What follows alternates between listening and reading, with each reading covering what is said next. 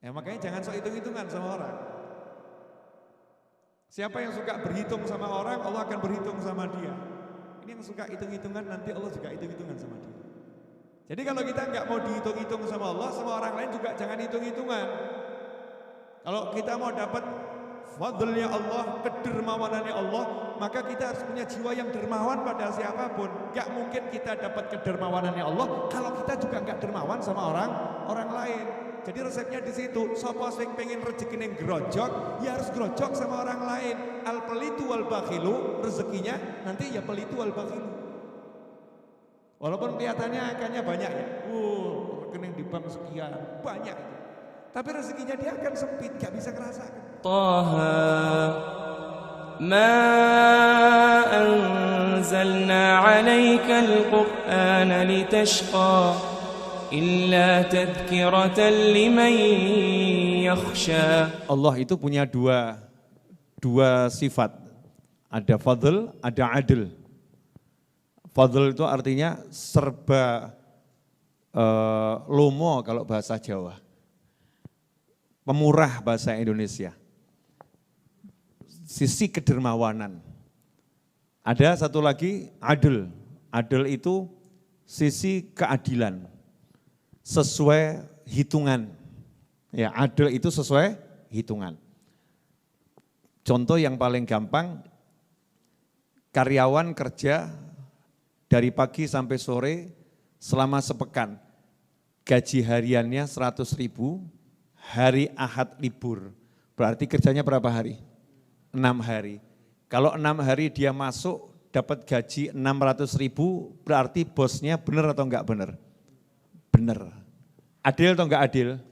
Adil. Kenapa? Sesuai hitungan. Kalau dia kerjanya 6 hari, harusnya dapat gajinya 600, ternyata dia masuknya cuma 2 hari, hari Sabtu digaji 10 juta. Saya mau nanya, ini bosnya adil atau pemurah? Pemurah. Ya, lomo ya. Dermawan. Nah, Allah Subhanahu wa taala terhadap hamba-hambanya, Allah menerapkan 2 hal itu. Ada yang diperlakukan dengan adil, ada yang diperlakukan dengan dermawannya Allah Subhanahu wa taala. Yang diperlakukan dengan adil, amal soleh 1, hasanah 1, ya dikasih balasan 10 kali lipat. Itu adil. Sedekah dilipat gandakan sampai 700 kali lipat. Itu adil. Sesuai janjinya Allah Subhanahu wa ta'ala. Tapi kalau sedekahnya 10.000, gantinya 2 triliun. Ini adil atau dermawan? Dermawan. Itu namanya fadl. Ya namanya fadl, kedermawanan. Makanya untuk amal soleh seperti yang udah saya bahas pekan yang lalu, tidak dikatakan thawab di dalam bab ini, pahala. Tetapi para ulama lebih suka pakai istilah fadlul ilm, fadlul tahajud. Keutamaan yang pahalanya itu nanti Allah ngasihnya bukan dari sisi keadilan, tapi sisi kepemurahannya Allah Ta'ala, maha pemurahnya Allah Subhanahu wa Ta'ala. Nah di bab ini kita akan dikasih tahu bahwasannya Allah akan memperlakukan semua orang yang cari ilmu, semua orang yang mengajarkan ilmu, semua orang yang mau membantu orang-orang yang cari ilmu, Allah akan perlakukan dengan kemaha pemurahannya Allah Ta'ala. Allah akan serba lomo sama dia. Allah akan serba dermawan sama dia. Contoh, kisah ini udah sering saya sampaikan dulu di ceramah-ceramah waktu offline keliling dari kampung ke kampung, dari desa ke desa, dari kota ke kota. Sekarang kan kajiannya online, saya offline hanya di Majelis Ar-Raudhah terbatas internal, plus di Bintaro, Masjid Raya Bintaro Jaya itu kurang lebih 5 pekan sekali atau sebulan sekali. Selebihnya online, ya selebihnya online. Nah gara-gara online ini cerita ini jarang saya sampaikan. Nah sekarang mau saya sampaikan, mudah-mudahan manfaat. Kisah nyata, ya kisahnya nyata, pelayannya Habib Umar bin Muhammad bin Salim bin Hafidh. Matta'anallah bituli hayati. Semoga Allah memberi kita kenikmatan dengan panjang umurnya Habib Umar bin Hafidh. Amin. Ini kisah saya dengarkan langsung dari ceramah beliau lebih dari 16 tahun yang lalu. Ya, ceramah beliau lebih dari 16 tahun yang lalu. Alhamdulillah lebih dari 16 tahun yang lalu jelek-jelek begini ngerti bahasa Arab. Titik-titik ya tahu bahasa Arab sedikit-sedikit. Insya Allah enggak salah lah, insya Allah enggak salah. Jadi Habib Umar bin Muhammad bin Salim bin Hafidh di pondok pesantren Darul Mustofanya di masa itu, kurang lebih ya sekitar berarti 18 tahun, 19 tahun yang lalu, punya beberapa pembantu yang khidmah di majelis. Pembantu yang khidmah di majelis. Betul-betul melayani majelis. Namanya orang khidmah itu ya, kalau ada rezeki kiainya ya dikasih tempelan. Enggak ada ya tetap dapat pelayanan macam-macam ya, makan, minum dan lain sebagainya. Tapi enggak pernah ngarep, enggak pernah berharap dari kiainya, dari ustadznya, dari habibnya, dari gurunya sesuatu. Tapi khidmah, melayani betul. Itu namanya orang khidmah. Nah kalau udah hitung-hitungan, wah aku rekoso sasi kok digaji mung sak yuto gitu Pak Yai ranggenah, Habib ranggenah, Ustadz ranggenah. Ini bukan khidmah, namanya karyawan. Ya namanya karyawan. Tapi kalau orang khidmah nggak pernah lihat uang, dia khidmah betul. Khidmahnya bukan pada habibnya, pada kiainya, ustadznya, gurunya. Khidmahnya kepada Allah Subhanahu wa ta'ala. Lewatnya gurunya tersebut. Nah, ini ada yang khidmah pada Habib Umar bin Muhammad bin Salim bin Hafidh di pondok pesantren Darul Mustafa tempo dulu. Salah satu pelayan itu yang khidmah meninggal dunia.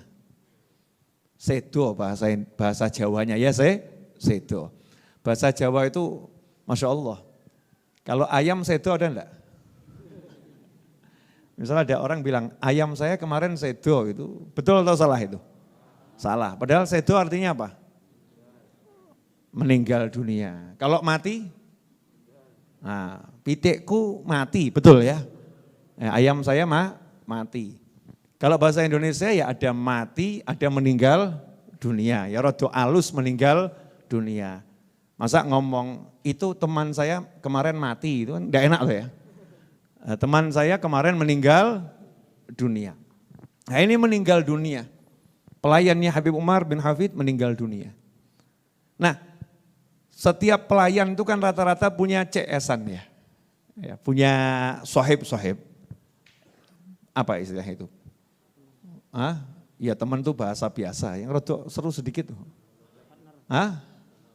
Partner itu terlampau keren Ustaz Yesus. Ya apa biasanya? Jangan terlampau tegang, nyantai saja. Ya pokoknya punya tempat curhatan gitu ya. Yang biasa ngobrol, curhat. Karena setiap orang itu ada cocok-cocokannya. Walaupun di satu rumah gitu ya, satu rumah ada 10 orang itu nanti satu dengan yang lain punya cocok-cocokannya. Fulan dengan fulan, fulan dengan fulan, fulan dengan fulan, itu enggak bisa dipaksakan. Karena hati itu ada gaduannya itu. Ada jodohnya ya, ada jodohnya hati. Yang dulu di akhirat itu satu kampung, ya satu wilayah tetangga, di dunia itu nempel ya gampang. Kalau di akhirat itu beda RT, di dunia ketemu ya rada renggang titik. Baik, tapi enggak bisa klop ya, enggak bisa klop. Karena apa? Wilayahnya di akhirat berbeda, di alam ruh sana berbeda. Nah ini yang CS-annya nih, akrab sekali, meninggal nih sahabatnya, temennya sama pengabdi majelis meninggal dunia. Tentunya sedih. Nah malam harinya setelah dimakamkan nih jenazah dimakamkan, malam harinya ini temen yang satu kamar istilahnya ya, yang ranjangnya jejer, mimpi ketemu sohibnya yang meninggal dunia tadi. Ketemu sohibnya yang meninggal dunia. Nah dalam mimpinya dia kaget karena temennya yang meninggal tadi biasanya pakaiannya ya pakaian pelayan. Tapi di alam mimpi kok dilihat pakaiannya pakaian pembesar-pembesar, pakaiannya orang kaya raya, pakaiannya raja-raja. Ya, pakaiannya sultan. Kalau disebut sultan ini biasanya sugih apa sugihpol? Nah, sugihpol, itu istilah sekarang gitu kan. Wah, itu sultan gitu ya. Kalau raja masih ya rojo. Sultan itu terkesan sugihpol. Ini pakaiannya pakaian sultan, pakaian raja-raja yang kaya raya. Dan wajahnya berseri-seri. Ditanya sama sahabatnya, gimana keadaanmu di alam kubur sana? Maka jawabannya temannya yang sudah meninggal tadi, saya doakan jenengan segera ya. Seojo bingung gitu ya. Segera bisa mimpi ketemu yang disayang yang sudah meninggal dunia. Entah orang tua, entah kakek, entah nenek, entah sahabat. Terus bisa ngobrol, nanya gitu ya. Piye kabare? Terus diceritakan gitu. Ya subhanallah. Dijawab, kamu jangan pernah meninggalkan pondok pesantren ini, teruslah mengabdi di sini, teruslah melayani santri-santri yang di sini. Karena santri-santri yang di sini, ini di Hadramu, di tempatnya Habib Umar bin Hafid, waktu itu ya, itu kan santri-santrinya banyak turunan Nabi Muhammad SAW dan turunannya ulama. Jadi yang nyantri selain itu keturunan Nabi, ada juga bukan keturunan Nabi tapi keturunan ulama. Jadi santrinya bukan sembarang orang. Nah waktu saya meninggal dunia, jenazah saya ditaruh di masjid, katanya yang tadi sudah meninggal tadi itu dalam mimpi ya. Kalau nyata ceritakan ya medeni ya. Nah dalam mimpi tadi, jenazah saya diletakkan di masjid di depan.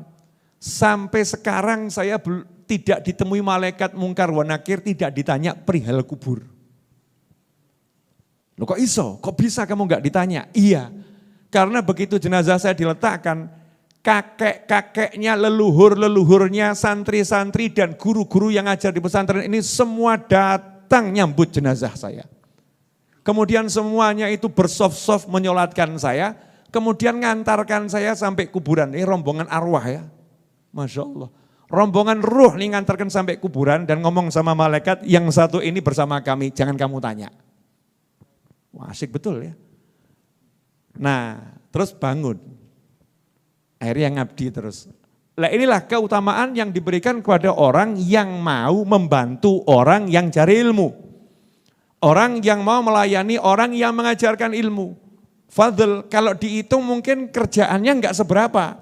Tapi ternyata dapat karunia Allah yang luar biasa. Urusannya di akhirat itu mudahnya luar biasa. Gara-gara apa? Apa hitung-hitungan 1 dibalas 10 dibalas 100, 100 balas 1000, bukan hitung-hitungan seperti itu. Tapi Allah menunjukkan karamnya, Allah menunjukkan pemurahnya, maha pemurahnya Allah subhanahu wa ta'ala. Sehingga enteng urusan akhiratnya. Nah sekarang saya mau nanya kepada pemirsa dimanapun Anda berada dan teman-teman saya, sahabat saya di sini khususnya, saya mau nanya. Kira-kira pengen jadi orang yang diperlakukan dengan adil atau dengan kedermawanan? Pilih mana? Itu di akhirat ada satu hamba Allah dari Bani Israel meninggal dunia, diceritakan Nabi Muhammad SAW. Kemudian di alam akhirat abid Bani Israel. Jadi abid itu ahli ibadah luar biasa. Dulu Bani Israel tidak dapat julukan abid kecuali kalau sudah ibadah 1000 bulan. 1000 bulan di atas gunung masuk gua ibadah terus, itu baru dapat nanti julukan abid. Kalau sekarang sarjana S1 kuliah 4 tahun ya lulus baru S1. Nah ini 1000 bulan. 1000 bulan itu lama atau sebentar? Lama ya. 1000 bulan ada di musola tertentu ibadah baru nanti dapat pangkat abid. Nah, di Bani Israel ada abid yang ada ibadah luar biasa. Di akhirat sama Allah Ta'ala diperintahkan masuk surga. Masuklah surga berkat kemurahanku, berkat rahmatku. Rahmatnya Allah, sayangnya Allah. Itu bagian daripada kedermawanannya Allah Subhanahu wa Ta'ala. Abid Bani Israel ini kemudian protes, ya Allah jangan bilang berkat pemurahanmu, berkat sayangmu ya Allah. Oh saya di dunia ya rekoso. Di dunia ini saya ya ibadah. Untuk jadi abid nih kan butuh ibadah 1000 bulan saya. Lama ibadah. Jadi ya sebutkan kalau saya masuk surga ya berkat amal saya. Nah ini rodok ngeyel ya. Terus mlebu swarga tinggal bledeng aja ngeyel. Namanya juga Bani Israel. Bani Israel memang unik. Ya unik. Ya, subhanallah. Allah berkata pada malaikat, malaikat, kalau begitu coba dihitung itu. Seluruh ibadahnya dibandingkan nikmat yang kuberikan pada sebelah matanya, kira-kira cukup gak untuk bayar syukurnya, itu cukup enggak?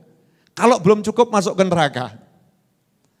Itu ditimbang seluruh ibadahnya dengan nikmat sebelah mata, baru sedikit saja nikmat sebelah mata, ternyata enggak cukup untuk bayar syukurnya nikmat sebelah mata. Kata Allah, malaikat masukkan dia ke neraka. Langsung abid Bani Israel teriak, ya Allah udah kalau begitu berkat rahmatmu saja ya Allah. Enggak usah pakai hitung-hitungan, masukkan saya ke dalam surga. Nah pertanyaan saya, kira-kira Anda, saya, kita pilih sisi kedermawanan Allah apa mau hitung-hitungan? Ya makanya jangan sok hitung-hitungan sama orang. Siapa yang suka berhitung sama orang, Allah akan berhitung sama dia. Ini ibu-ibu nih, rungokno. Bu, dengarkan ya Bu. Jangan suka berhitung sama suaminya ya Bu. Sing lanang ya podo. Dengarkan. Suami-suami ini, jangan suka berhitung sama istrinya. Kamu tidak tahu, aku sudah dari pagi keluar sampai malam ini cari nafkah demi kamu. Kamu tengok-tengok neng omah, tok nunggoni anak ngono kok ruwet. Masya Allah. Ada enggak suami model begini? Ya mudah-mudahan enggak ada. Nyatanya diem semua kok. Ada pula istri yang modelnya begini. Kamu jadi suami enak, keluar kerja, jalan-jalan, keliling sana, keliling sini, mutar-mutar tok. Aku kilo ruwet ngedepi anakmu. Ngurusi anakmu itu susah. Satu aja susah apalagi 10, Masya Allah. Coba kamu jadi aku. Nah ini hitung-hitungan. Ini yang suka hitung-hitungan nanti Allah juga hitung-hitungan sama dia. Jadi kalau kita enggak mau dihitung-hitung sama Allah, sama orang lain juga jangan hitung-hitungan. Kalau kita mau dapat fadlnya Allah, kedermawanannya Allah, maka kita harus punya jiwa yang dermawan pada siapapun. Enggak mungkin kita dapat kedermawanannya Allah kalau kita juga enggak dermawan sama orang lain. Jadi resepnya di situ, sapa sing pengen rezeki ning grojok, ya harus grojok sama orang lain. Al pelitu wal bakhilu, rezekinya nanti ya pelitu wal bakhilu. Walaupun kelihatannya angkanya banyak ya, rekening di bank sekian, banyak itu. Tapi rezekinya dia akan sempit, gak bisa ngerasakan dia. Gak bisa ngerasakan. Sementara ada orang yang dermawan, walaupun uangnya sedikit, saldonya minim, tapi dia merasakan itu nikmatnya luar biasa. Allah gerojok nikmat ke dalam hatinya. Oh nikmat itu gak butuh duit toh. Makanya sungguh kasihan manusia yang menghitung nikmat berdasarkan angka. Sakno. Berdasarkan benda, kesian. Karena Allah ngasih nikmat itu maha pemurahnya Allah dan Allah adil. Gak lihat yang kaya, gak lihat yang miskin. Tempatnya hati. Hatinya orang kaya sama orang miskin sama enggak? Ya tergantung. Tergantung takwanya. Tergantung takwanya. Nilainya takwanya yang semakin bagus, yaitu hatinya semakin bagus. Tapi standar hatinya sama. Mau kaya, mau miskin, mau rakyat jelata, mau pejabat, semuanya sama. Standar hatinya.